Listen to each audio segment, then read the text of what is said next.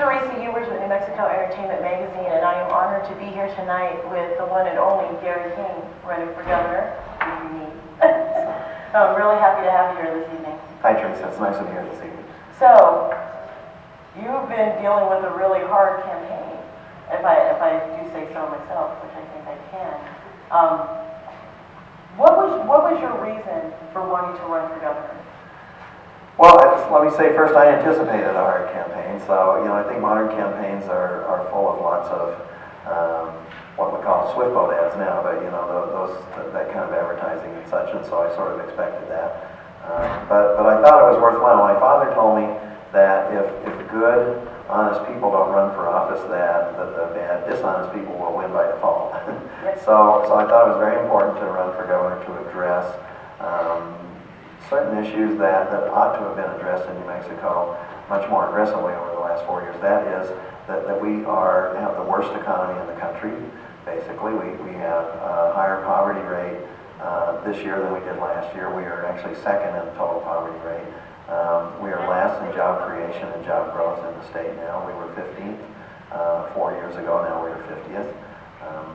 We are 49th this year in child welfare. We have been 50th for 2 years, and now we're 49th.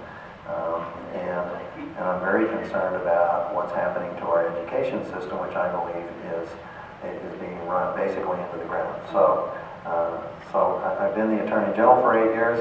I felt like I still had a lot of public service that I could provide to people, and so I would very much like to serve the people of New Mexico by being the governor, and I think that we can make a lot of changes that will remedy those situations that we just talked about. Yep, and there's a lot of situations going on in New Mexico. I know that your opponent is really going hard at your record and almost pushing that it seems like going back to the Richardson years. Mm-hmm. It almost seems like she is not, it's like, you don't vote for Richardson. It's kind of like she almost forgot who is running in this race. So I would ask in that sense, do you feel that that's what it's going to lead to with the changes that you want to make, the plans that you have in store? Well, I certainly have my own plans, and I served 12 years in the legislature. I've been 8 years the Attorney General. I certainly know what it is that I want to do. And 4 years ago, I think that Governor Martinez had some opportunity to run against Bill Richardson because he was the incumbent governor, and her running mate had been the lieutenant governor.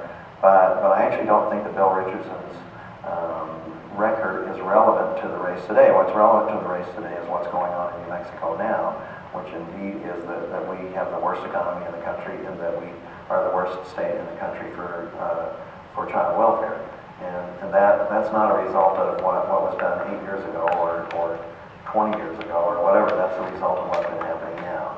And so this election should be a referendum on whether or not people feel like we're going in the right direction now. And our what we have talked about to people is that the reason that there are all of these negative ads, the reason that there's all of this discussion about Bill Richardson and such is that the current governor has no record that she can run on herself, because there's literally virtually no accomplishment that's taken place on behalf of working people in New Mexico, on behalf of children in New Mexico for the last 4 years.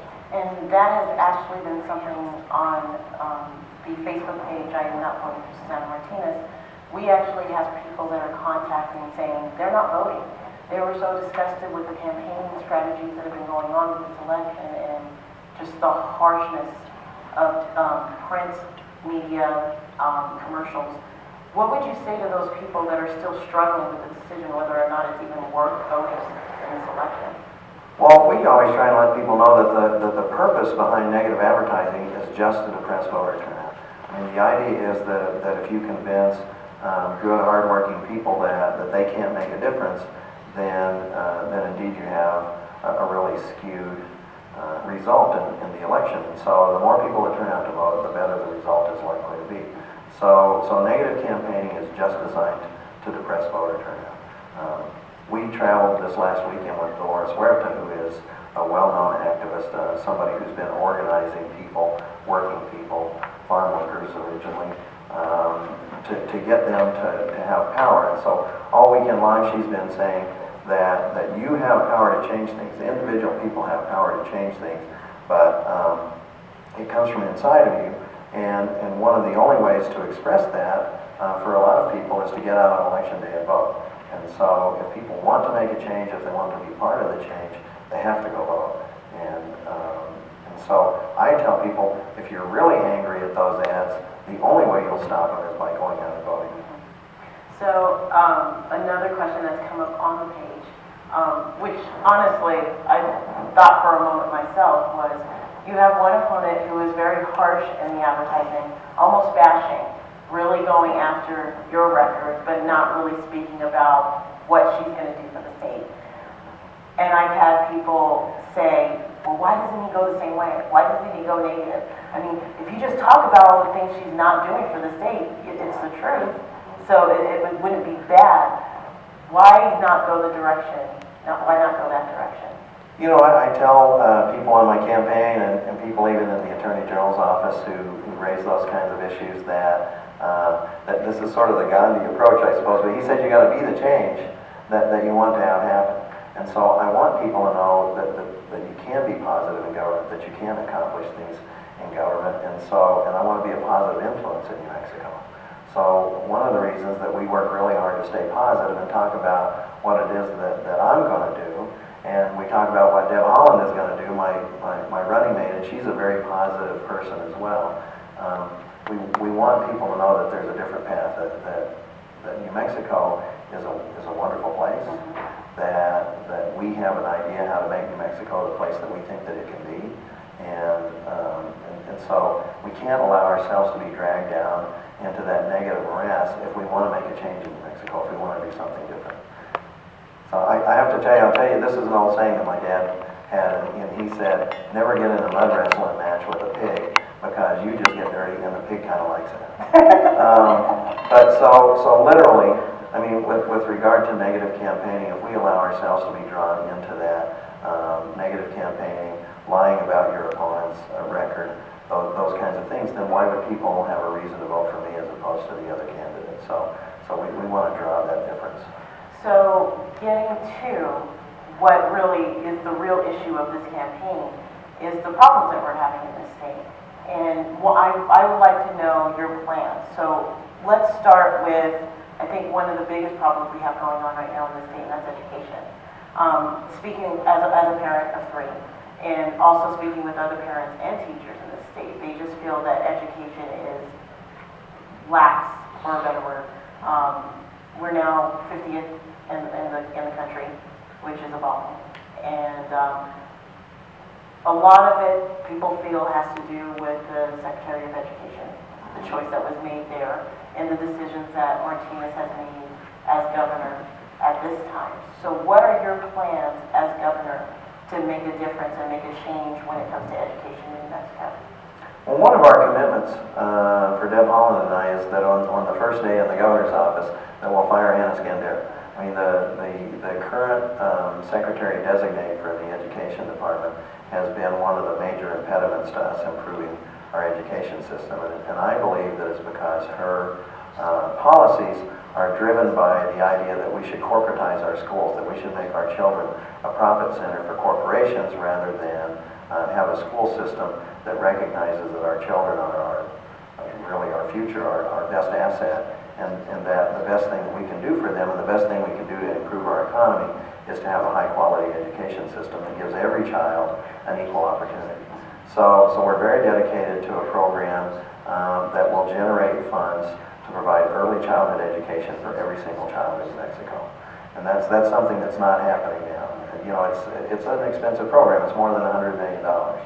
But if children have a good learning experience from 0 to 3, from 0 to 5, by the time they get into school, then they're going to be more successful learners, and they will be more successful all the way through the school system, and they will have a much better chance of getting a good job and being the kind of workforce that we need to recruit the kind of businesses in New Mexico that we want to have in New Mexico. So that's the continuum that we need to be thinking about. And so that's number one. Number two is that we want to end high stakes testing. You know, the standardized tests that are being forced on our students, that are being forced on our school systems, in the name of metrics. Well, how are we going to know how we're doing unless we have a bunch of tests? But we have so many now, they're actually interfering with the education process. They're causing morale problems with the teachers, they're causing morale problems with the students, and it's not clear that we're getting anything out of that. We certainly are not getting education out of that. And we are sending tens of millions of dollars out of state to pay out-of-state corporations to provide these tests and to grade these tests. So it's a drain on the system, and we should stop it. And so I have seen that nationally, there's a discussion now. Even Arnie Duncan is saying maybe we've gone too far with this. And so we want to say yes, this has definitely gone too far. I think Bill Clinton said, 3 tests over 12 years is probably enough. One in grade school, one in middle school, one in high school, to tell how we're doing with regard to the rest of the world, and to tell how we're doing, within our states and such. And the rest of the time, we should have our teachers setting curriculum. I want to put education back into the hands of professional educators. I want to put education back into the hands of local school boards, because they're the ones that know what they need to do, what's best for children in their community. We have a huge amount of diversity in New Mexico. We have Native American communities, we have rural communities, we have urban communities, and a one-size-fits-all methodology is not going to be the best for New Mexico. And so I also say that having this testing regime, giving more and more standardized tests, and expecting all of our students to do the same on the standardized tests is really a drive to mediocrity. That if we expect everybody to be the same, we can only expect mediocrity. We have to allow our students to find their best and highest path in life, and that's what our education system should be about. And that education leads to job development. That's a big thing here also in New Mexico that we see them struggling in. I think education and job development go hand in hand. So when it comes to, once again, we were 14, 15, 40 years ago, and we are now at the bottom again in this country. What is your plan for, building infrastructure, bringing jobs here, and really causing some growth and getting people working? What is your plan in that area? Well, first off, I think that we have to focus on helping our New Mexico-owned small business to develop. The base of our economy truly is small business throughout New Mexico, agriculture even throughout New Mexico. And the current administration's policies have been to give significant tax breaks to big out-of-state corporations and hope that somehow or another will create jobs and wealth in New Mexico. But all that really does is, by and large, that siphons money out of the state. And it's the old, tired, trickle-down theory, that has been disproven many years ago. It doesn't help, and the fact that we are, currently mired in that sort of trickle-down idea is one of the things that keeps New Mexico from growing. So we have to help our small business, and we should do that by taking impediments away from the growth of small business. And some of those are tax ideas, some of those are regulatory ideas. I have my own small business. I have a law firm in Moriarty, and so I know that there are lots of taxes that have a huge impact on small business. The governor's tax policy has actually caused local governments to have to increase their gross receipts tax in order to pay that. And that gross receipts tax hits the hardest on local small business because they buy in the community. So we have to do that. I certainly favor an increase in the minimum wage to the point where people who work for a living, who work a full-time job, can support their families and have enough money to spend to put food on the table, to put a roof over their heads. And I always say maybe even have enough money left over so you can have a 2-week vacation at the end of the year, because life is not all just about working under the harsh conditions. And if we increase the minimum wage in New Mexico, then people that are working people, if they have more expendable income, they'll spend it in their communities, and that actually will drive economic activity in their communities. So I think that's really important. You actually mentioned the word infrastructure, but we want to have infrastructure in our communities everywhere so that business has access to high-speed internet, so that business has access to markets by being able to ship their materials over decent roads, or have good opportunities to ship their products by mail or by FedEx or whatever. I mean, we have to have infrastructure in New Mexico that supports our small businesses being able to export the products that they make out of state. And then we have to have an economic development department that will work in partnership with not only with communities and with small business, but we have these economic development organizations around the state. And in the past, here's one where, during the Bill Richardson administration, there was a lot of work between the state economic development department and these local development agencies. That's all gone away. Part of it is that the governor has slashed the number of people that are working in government, and one of the places where they slashed is in economic development. So, if we know that we're last and we refuse to invest money to help grow our economy, what do we expect? We've also been working. I've been working in the AG's office with some of our Native American tribes to try and help them do economic development.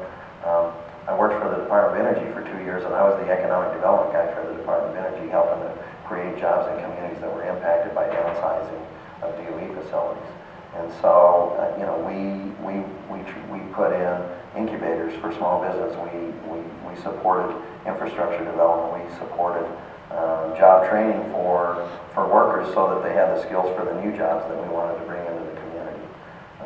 Because we have workers in New Mexico that are good quality workers, but maybe they don't have the skill set that they need for the new kinds of jobs that we want to bring in. And so, we have to invest in job training. There are lots of things that we can do to improve the economy, most of which are not being done currently.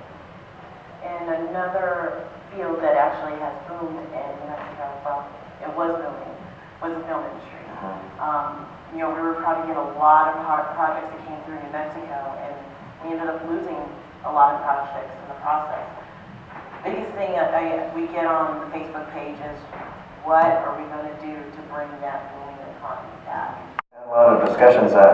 Stephen Michael Casada, who's a part of the industry in New Mexico, a well-known part of the industry, has been supportive of the campaign and has been talking to me about what occurred in the film industry. And he said that he had projects basically in the pipeline whenever the Governor Martinez came in and said, we're going to put a cap on any kind of support that we have for the film industry. And it's my understanding that the trade publications at that point in time before that showed us as the second or third best place in the country to do filming, and now we've dropped out of the top 10 because of that. And this is interesting to me. If we believe that we should have incentives for the film industry, and if we believe that they're successful, why would we cap those at an arbitrary rate? And that has caused us to lose our competitiveness with a lot of other states. So we still have some film industry in New Mexico. I think we can still improve our film industry in New Mexico. But he said it certainly caused him to lose the opportunity to pitch projects in Hollywood, but because they knew that New Mexico was not going to participate in the same way that they had been expecting them to do whenever we were building our movie industry. So yes, I think that the policies of this administration have significantly damaged our film industry. I don't think that that's something that can't be fixed. I think that with new leadership, that we can go out and pitch New Mexico as what we know is a great place to make films, as a place where our universities and some of our community colleges are teaching the kinds of classes that generate, once again, the workforce that we need to run the industry. So lighting and sound and all those different things that apply. It's not just about actors. It's about all of the peripheral engineering kinds of things, set design, all of those kinds of things that are important. We can generate a huge number of jobs.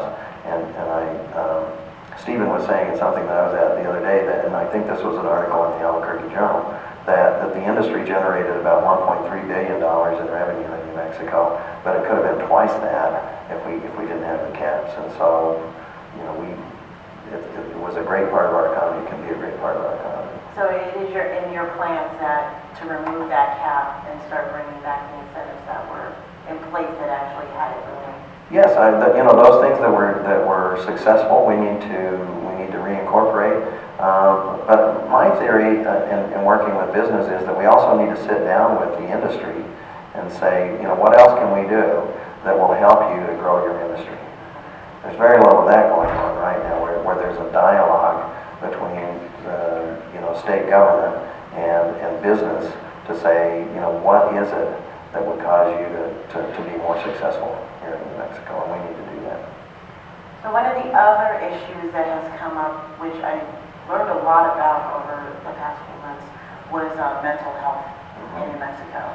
I was not aware that all of our resources are actually coming out of Arizona, I believe. We closed down a lot of facilities here, local facilities, a lot of jobs lost. And it's only hurt that community, people that needed the therapy, that needed medication, that really needed that help to function in this community. So what is your plans when it comes to the mental health community? Well, first and foremost, the governor's job and the job of human services should be to provide adequate services to people that have mental illness. And we had a program to do that. The current Human Services Department, at the direction of the governor, came in and did an audit, and as a result of that audit, made allegations of fraud against virtually all of the providers, the major providers in New Mexico, and that froze the system. And it appears that they were already negotiating with these companies from Arizona, and they brought in companies from Arizona to take over the system. And as I travel around the state, we're seeing many examples of people, of young people, of children who had a break in their services. And if you've got mental illness, a break in your services is a serious thing that we have not repaired yet. And now I think the Arizona companies are sort of floundering.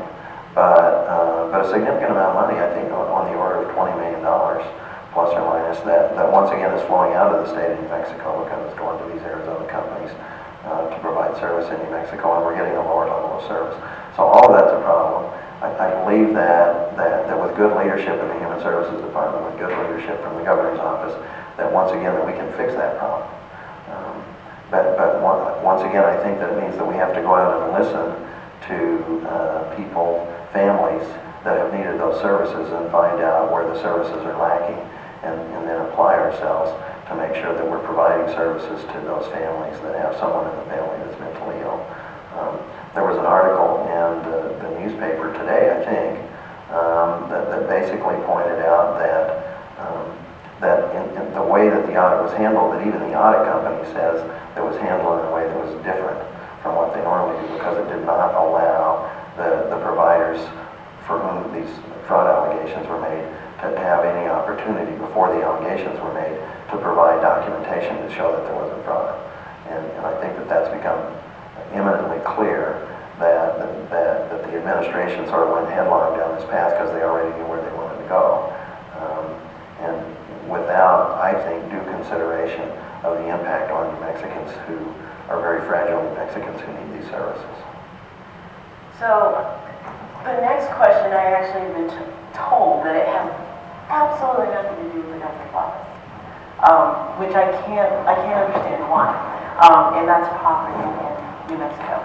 I don't understand how the government can't be involved in some way with why it's so high here in the state that we have children that are starving. One particular elementary school was on the news that people are bringing food to the students in that school because they're not eating.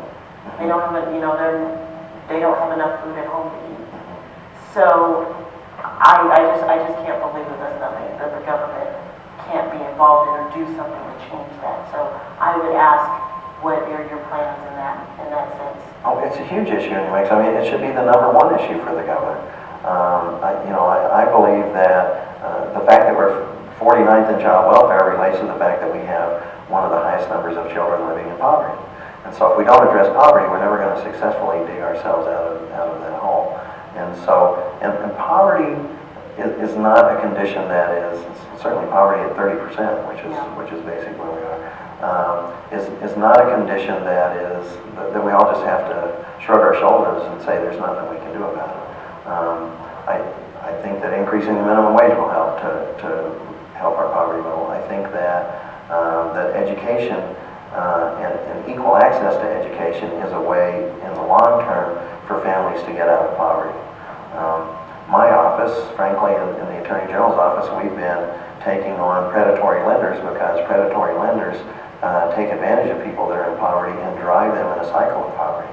And so we're trying to stop that. We stopped a company that was loaning money at 1,000%.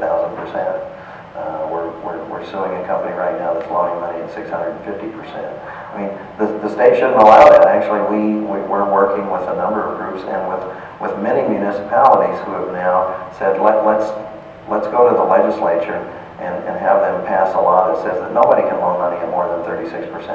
That's the rate that the federal government sets for loans to military. And there are no financial institutions that I'm aware of, banks, credit unions and such, that loan money at more than 36%. So that's something that we can do. All those are things we can do right away. And then you mentioned hunger. I mean, as we're dealing with the poverty issue, the governor in one of her ads says,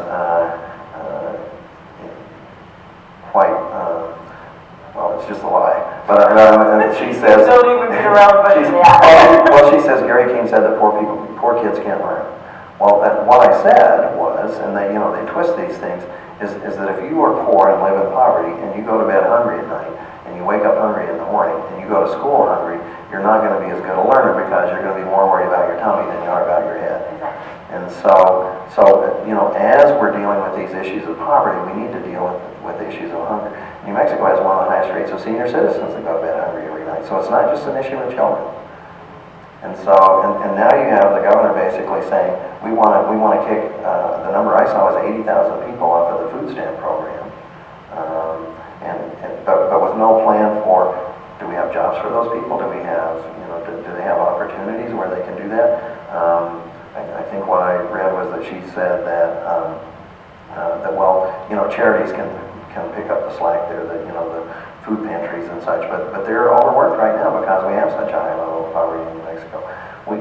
We have to make sure, I think, that people are not food insecure in our state. I mean, that's a moral imperative as far as I'm concerned.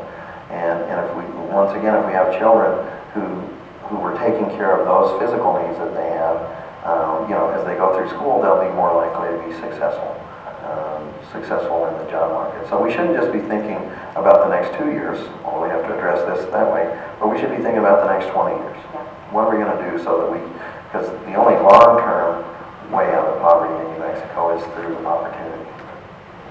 I can't believe I'm going to bring up this next question, but it was asked a lot. Being that we just saw Denver legalize marijuana in that state, and they're booming with taxes rolling in from that sale. Where do you stand in the legalization of marijuana here in New Mexico? Well, I have been for reducing penalties for, basically the plans in Santa Fe and Albuquerque that are on the ballot. We actually helped to get those initiatives on the ballot. Interestingly enough, we've been looking at the Colorado model, and there's not as much revenue coming in from that as they thought. And it's partly because if you legalize marijuana recreationally and you legalize growing it, people grow their own. There's not as much tax base as people thought that there was. Now there are businesses in New Mexico that grow already for medical marijuana, and so certainly my position has been that we should have a robust medical marijuana program in New Mexico. That it's important not to narrow it down to the point, and this is what the governor's been trying to do, but not to narrow it down to the point where people who can benefit from medical marijuana, veterans that have PTSD, people have certain medical conditions, all of that. We need to have growers that we can license so that people don't have to go into the black market basically to buy marijuana for medical marijuana purposes. And so, I think that I don't think that we're ready to adopt the Colorado model yet. I think that we're looking at some of the issues that they're having. And Halloween's coming up. Actually, interesting enough, one of the things they're concerned about is the sale of THC-laced gummy bears. Actually, I mean, so you need to have a regulatory process so that we don't have products like that getting into the hands of young people. I still believe that it's not good for young people to have access to marijuana and so on. So I think that there are ways that we can go. I don't perceive legalizing marijuana as a cure to our financial ills. I have been noticing, but it seems to me there's been a decline when it comes to tourism here in Mexico. So that's another thing I would like to look at if you have plans in that department. I know it seemed like with movies coming that helped, but it started to decrease. So what are your plans in that area? Well, I think when my father was governor, I've talked about this around the state with some folks regarding tourism. He had a project that was called Stay Another Day. I mean, we do have tourists that come to New Mexico, and that kind of dropped off when the price of gasoline got high because most of our tourists come through driving. Most of the tourists that come to New Mexico from out of state and from out of the country come to see our Native American culture. That's a huge issue for people when they come to New Mexico. So we need to support our tribes in developing the infrastructure that they need to have to improve tourism. And so we should have a good working relationship with tribal government. Once again, not a good relationship right now between the government and tribal governments to do that. We should. My wife Yolanda came up with this idea. I think it's really important.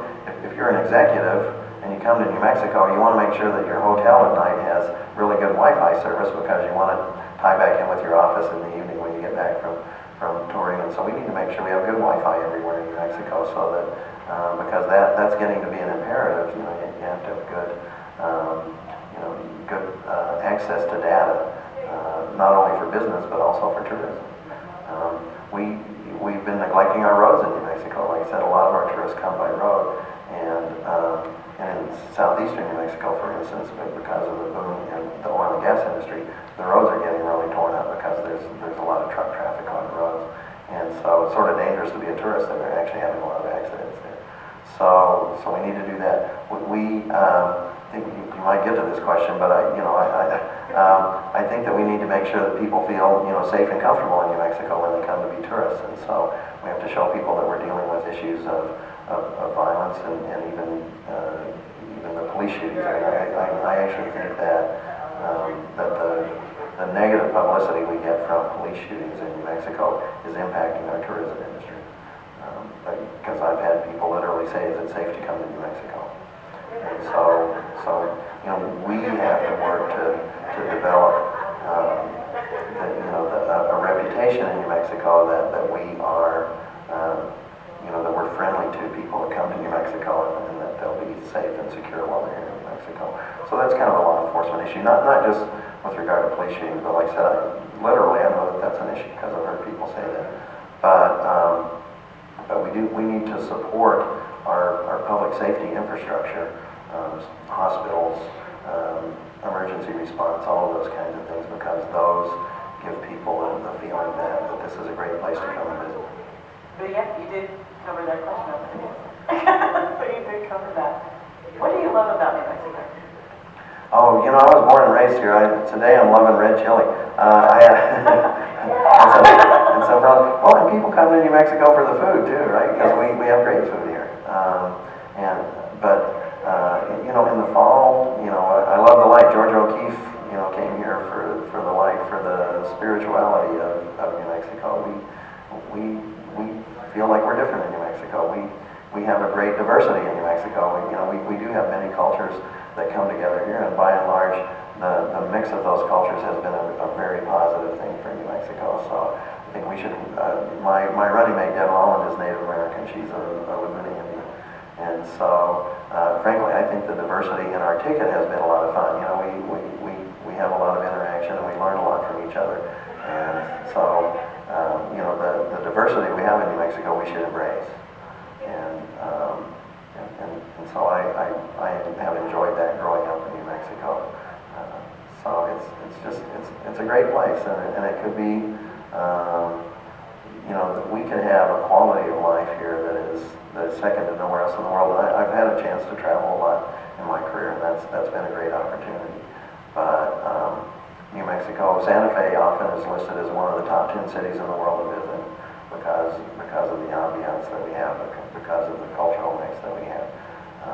And I should say this, in this case, the Santa Fe Opera, we have other good arts and culture in New Mexico. It's not just it's not just sculpture and painting, but it's music. It's I know have some friends that have a traditional Cuban group, that plays traditional Cuban music. I mean, there's just so much opportunity in New Mexico for a good quality of life, and so that's very important to me to maintain that while we grow. I think one of the things I appreciated in your campaign was, I mean, let's be honest, you do not have the funds that the Martinez campaign has.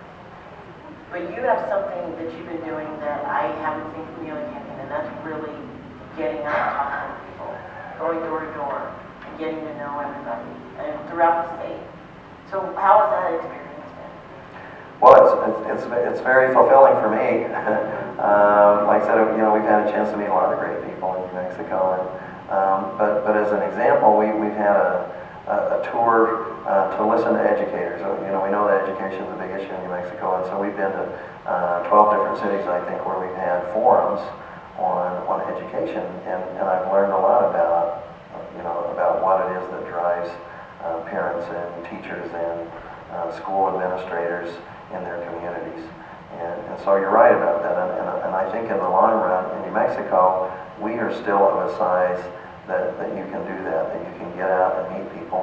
My father was sort of the best known person because not only when he met people, he remembered their name, and so he would, there's so many stories about Bruce King and the fact that he cared about people and that he listened to people, that I certainly have tried to emulate that warmth and caring nature that my father had. I don't have his memory for names. But yes, I think that the campaign should not be all about the money. I don't think the campaign should go to the highest bidder. I'm very concerned about basically the promises that somebody has to make in order to raise, something on the order of $10 million. As Attorney General and as a legislator, I've tried to bring in campaign finance reform, and with Citizens United, it's been very difficult. States have had a very difficult time in controlling, the influence of large out-of-state donors, through all the different mechanisms that they have now. And I'll go back to Dolores Huerta again. We traveled with Dolores Huerta, and she said, she actually gave a specific example, said in California, Meg Whitman spent $160 million trying to get to be the governor of California, and she was not successful. Jerry Brown was successful, and he spent $35 million, so California's a big state, but he was outspent 5-1. But she said he won because we cared, we were organized, we were on the ground, and we went to our neighbors, and we went to our friends, and we knocked on their doors. So I don't think that I personally can knock on enough doors to get everybody to get out and hear our message and do that. But our people can, and now with social media, it's a much bigger forum. It's kind of like the coffee shop. We had a local coffee shop where everybody came and talked about the issues of the day and learned, what their neighbors were thinking and talked about issues. And now we have social media for that. I think my dad would have loved social media, from the perspective of being able to interact with many more people than he could just by going out and shaking their hands. So I think that's a real dynamic thing in this race. I think that people talking to each other on social media and talking about the issues is going to be a determining factor in this race. And I think that overcomes the influence of big money that primarily shows its head through advertising on mass media. So based on advertising that has come out, let's say you don't like women, you don't like jobs, I'm surprised you just don't say you don't like Mexico from everything that's coming out. So what would you say what is some things that the state doesn't know about you that you would like to get out that isn't, that these ads are distorting or twisting? Well, and I get the irony in what you're saying, but I talked about this idea of swift boating, and of course, 4 years ago, Governor Martinez got $600,000 in a contribution from the person who invented swift boating. But and I try and educate people about that the old style of negative campaigning would just be to say, find something in your opponent's record that you don't like and say, you shouldn't be for him because of this. Swift boating is much more sophisticated than that. It basically says, what are your strong points? And we're gonna attack those in a way. And we And so I will make a point. You know, you said that the ads say that I don't like women. Well, actually, at the time in my office when they were talking about that, literally every division director in my agency that were lawyers, and I have about 10 legal divisions in my agency, except for one, had women directors. And right now my chief deputy is a woman. And so, you know, I have worked hard in my career to make sure that women had an opportunity, an equal opportunity to not only to make an equal wage, and I'm actually the only politician you know probably because there was a court suit where 3 women who worked for me claimed that they weren't getting paid equally, but the judge found that they were being paid equally. So I'm probably the only politician you know, and maybe the only business person you know that has a court case that says that I actually paid women equal to men, not 80%, but equal. I think that that's very important, but that's only the first step. The second step is making sure that women have opportunity to the highest levels of management.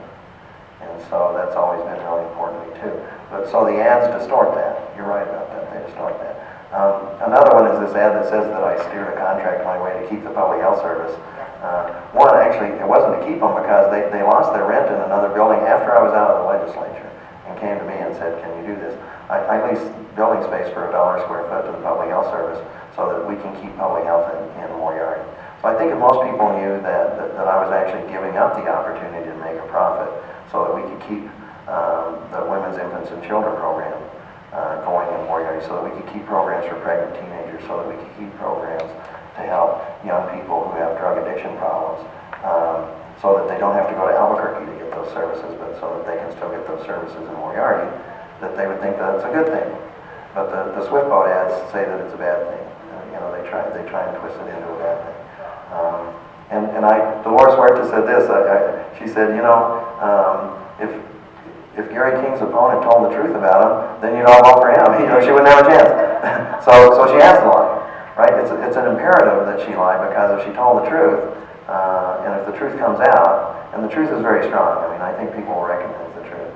But the truth is that she has done nothing to deal with the issues of poverty, the issues of child welfare and such in New Mexico. And so she has to use the special interest money that she has to try and smear my reputation. And that's very discouraging. But we don't want people to be so discouraged by that they don't get out and vote. And that, once again, that's the idea behind those negative ads, is to discourage people from voting. And if people will go out and vote, they can stop that. I actually wanted to go back on something that you brought up, which was actually DWI. Another question that was asked.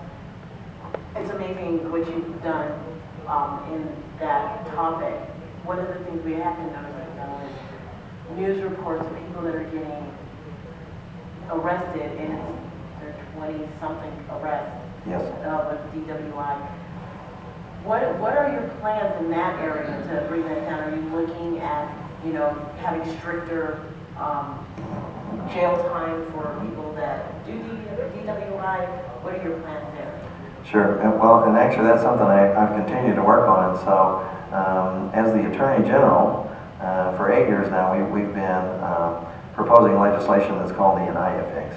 But there was a case, Anaya, that basically said that you can't use convictions for DWI to enhance criminal penalties. And so if we can fix that, then when people have multiple DWIs, they could be used under our enhancement laws to basically enhance the sentences.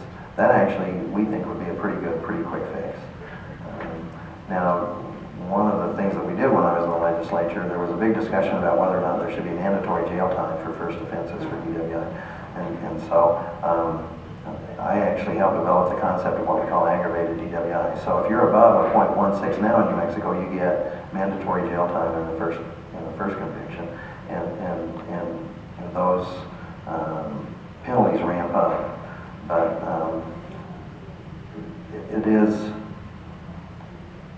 it's a horrible problem that we have people that have multiple DWIs in New Mexico, and we haven't dealt with it in a very good way. And to tell the truth, in the long run, putting a person in prison for their life because they can't not drive drunk is not a very good solution. So the other solution, and we've also worked on this for 8 years and have been thwarted by the liquor industry, is to allow local governments to enact a tax, an additional tax on alcohol, that would be used strictly for purposes of building treatment facilities.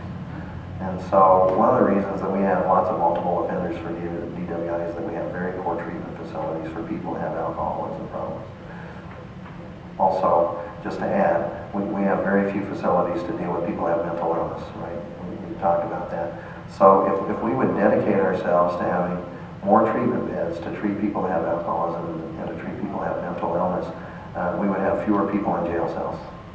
And so I think that those are the two quickest things that we could do to help.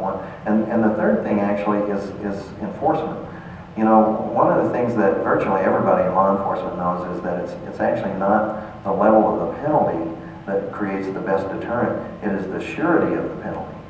And so one of the ways that we've improved what we do in New Mexico is we have more DWI checkpoints, more saturation patrols, more people out there that are finding people that are driving drunk. Because if people know that if they drive drunk, they're going to get caught, even if the penalty is 2 days in jail, you'll have less people driving drunk, and we have less people driving drunk in New Mexico.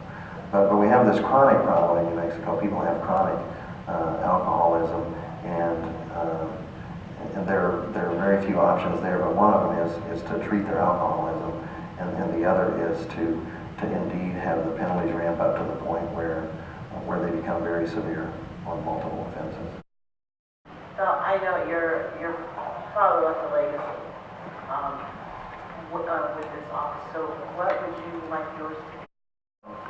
It's a good question. I have some legacy already, which I'm very proud of, and I'd like to continue that.